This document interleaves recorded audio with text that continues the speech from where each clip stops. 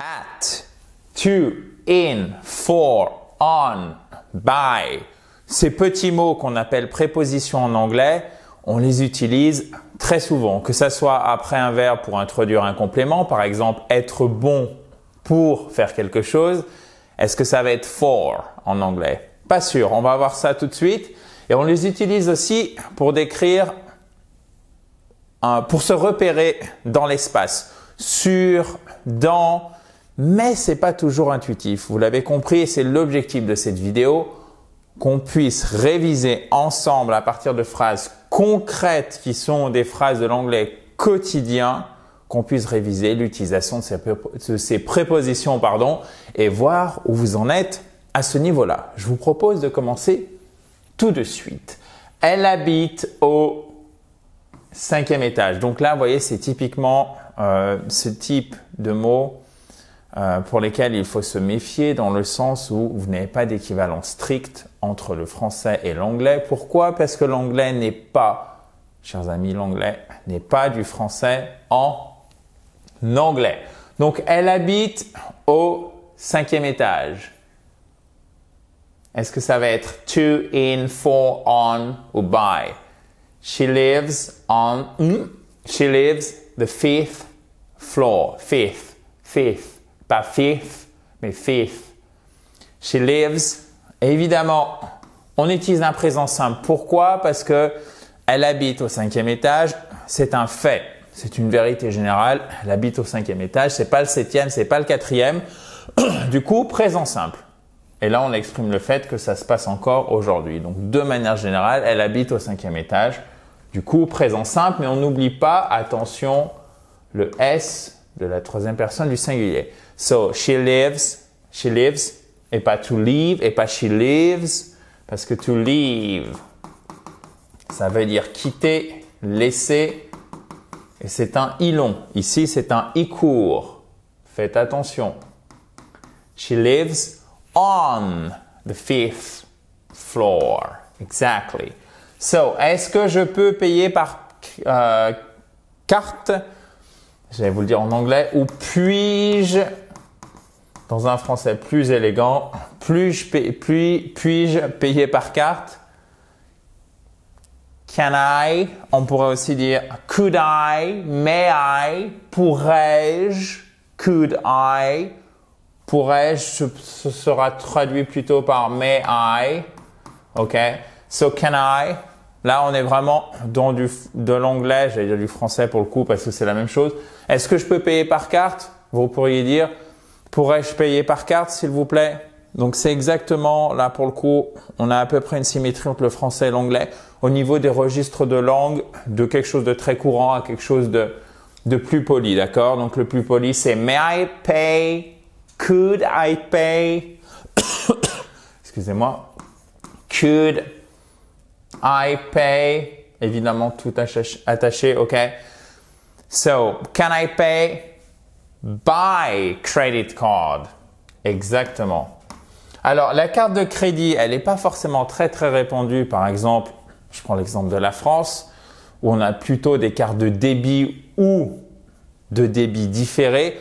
Aux États-Unis, par contre, quand on dit credit card, c'est vraiment, vous faites un crédit auprès de l'organisme qui a émis la carte dont vous êtes détenteur ou détentrice, bien évidemment. Donc, typiquement, American Express, Visa, Mastercard, etc. et toutes les banques. OK? Je suis pas sûr d'ailleurs que Visa et Mastercard, je pense qu'ils émettent juste les cartes, mais par contre, American Express, ça c'est sûr que vous pouvez faire un crédit dessus et c'est extrêmement courant. Et vous voyez par exemple aux États-Unis, plein d'Américains qui ont 5, 10 cartes de crédit avec par exemple une ligne de crédit de, mettons, 1000, 5000 $ sur plusieurs cartes. OK? Selon les revenus, selon le score que vous avez. Tournez à gauche au feu.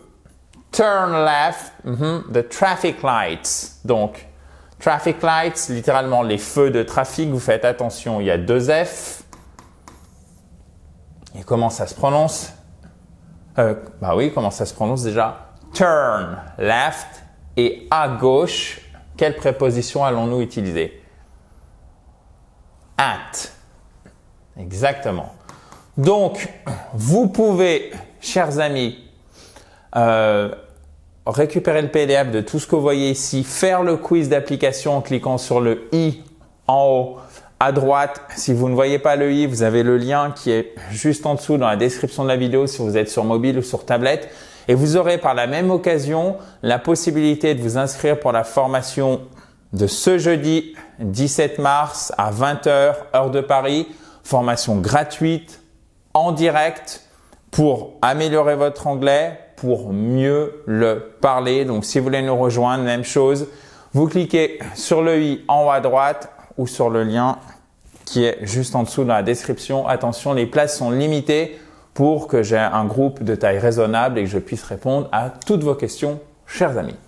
So, il est allé en Californie. C'est sans doute la plus facile des phrases qu'on va voir ensemble aujourd'hui, mais elle est indispensable. Aller à, la direction. Quelle est la préposition que nous allons utiliser? He went to, exactement, California, California. OK? So, he went, qui est évidemment le passé de to go. Et ça nous donne donc au passé went. Et qu'est-ce que ça va nous donner au participe passé? Gone. Exactement. Comme ceci. So, they live, the country. They live in the country. Perfect. So, répétons. She lives on the 5th floor.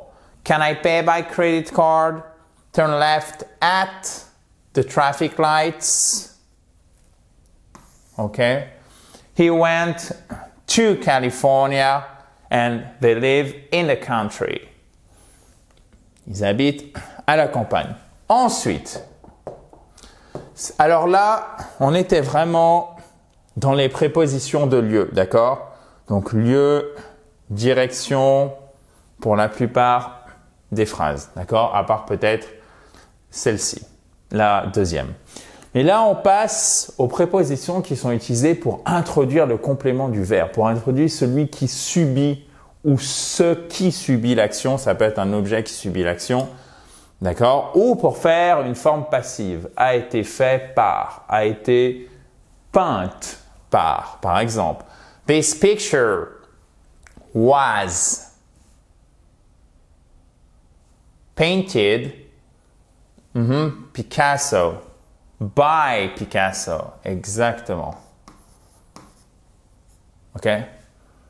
This picture was painted by Picasso.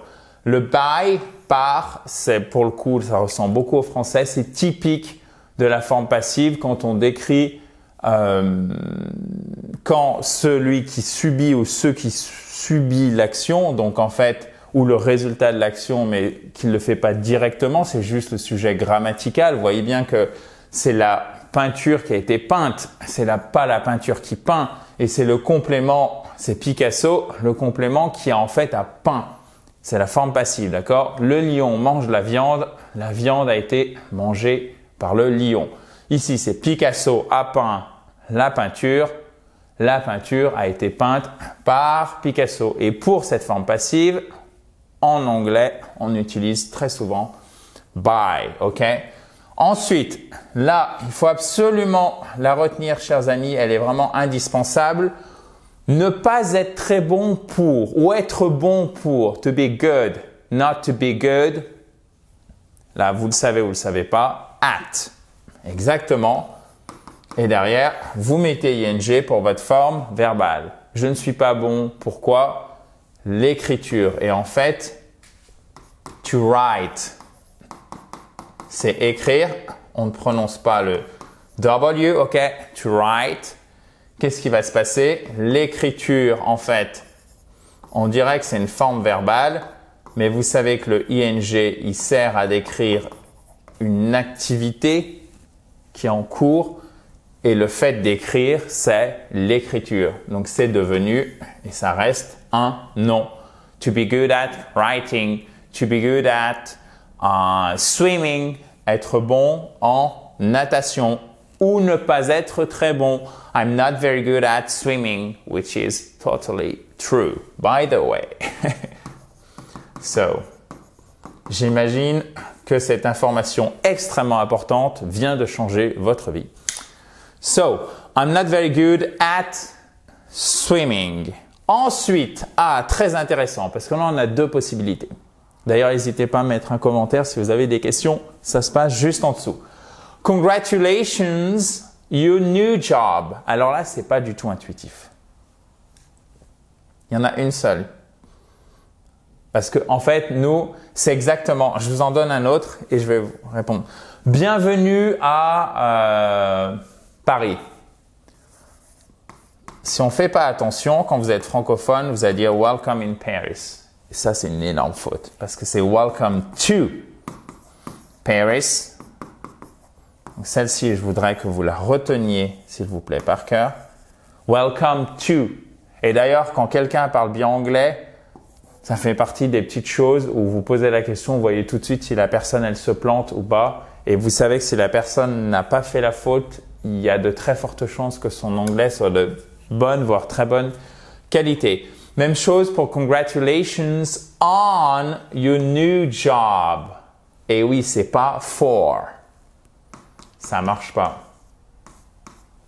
Quand on congratule, on félicite pour un événement, typiquement a wedding, une naissance. Wedding, c'est le mariage. Un nouveau travail, vous voyez, c'est vraiment des événements typiques, ça sera on. Congratulations on, ok? Mais vous pourriez utiliser for quand vous voulez parler d'un objectif qui a été atteint, ok? Congratulations for reaching your goal. Félicitations pour avoir atteint ton but, ok? Congratulations for reaching the race, okay? For finishing the race, sorry. Donc, félicitations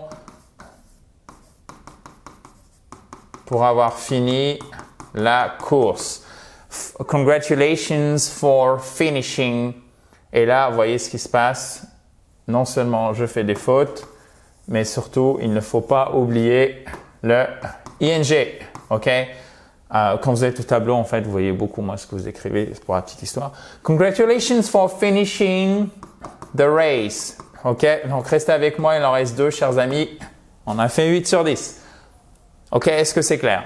Si c'est pas clair, n'hésitez pas. Elle est tout de suite tombée amoureuse de lui. Donc, to fall, fell, fallen. Donc, ça, c'est votre verbe tomber qui est un verbe irrégulier. OK? To fall, fell, fallen. Et donc, ça nous donnera, chers amis, she fell, him right away. To fall for him right away. Donc là, c'est pareil. C'est exactement comme on, c'est comme at. By était plus intuitif pour nous francophones. En fait, il faut les apprendre petit à petit. Des exemples réguliers, d'accord? Et de cette façon-là, vous allez pouvoir vous améliorer avec ce type de structure. So, she fell for him right away. OK, guys? Elle est tout de suite tombée amoureuse de lui, OK? She fell for him right away. Vous mettez votre adverbe à la fin. So, tu vas réussir dans ton nouveau poste. Où tu réussiras. Mais ici, you will succeed, on est plus dans la prévision, d'accord? You will succeed, to succeed in your new position. Et là, c'est très important parce que vous avez à la fois le in, bien sûr, mais faites attention à position. Ici, c'est vraiment le poste, d'accord? Occupation, c'est le métier, d'accord? Alors, généralement, un métier, ça occupe, mais faites attention, c'est un faux ami. Occupation, le métier. Position, alors ça peut être certes, bien sûr, la position, mais ici, dans un contexte professionnel, dans un lexique ressources humaines, si je puis dire, position, c'est le poste. I've got a new position, I've got a new job. Un nouveau travail, un nouveau poste, ok? So you will succeed in your new position. Position, succeed. Vous avez votre accent tonique ici. Succeed et pas succeed. Non, succeed. Est-ce que c'est bon, chers amis? Yes. Parfait. Bon, si vous avez la moindre question, vous pouvez la mettre juste en dessous, bien évidemment. N'hésitez pas, si vous voulez nous rejoindre pour ce jeudi 17 mars à 20 h pour votre formation en ligne, en direct, gratuite d'anglais pour mieux le parler. Il suffit de cliquer sur le i pour nous rejoindre ou sur le lien qui est dans la description juste en dessous. À très vite dans la joie et la bonne humeur. Bye bye. Have a nice day.